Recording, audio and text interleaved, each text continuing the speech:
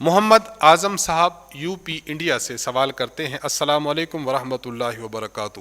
وعلیکم السلام ورحمۃ اللہ وبرکاتہ۔ مفتی صاحب، قسم ٹوٹنے کا کفارہ کیا ہوگا؟ رہنمائی فرما کر شکریہ کا موقع دیں، جزاک اللہ خیرہ۔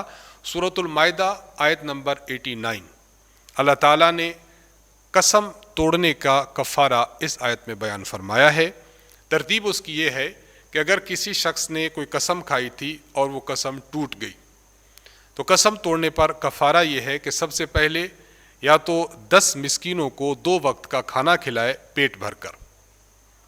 نمبر 2، اگر کھانا نہیں کھلا سکتا تو پھر کپڑے 10 مسکینوں کو پہنا دے، اور اتنے کپڑے ہوں جس سے بدن کا اکثر حصہ ڈھانپ لیا جا سکتا ہو۔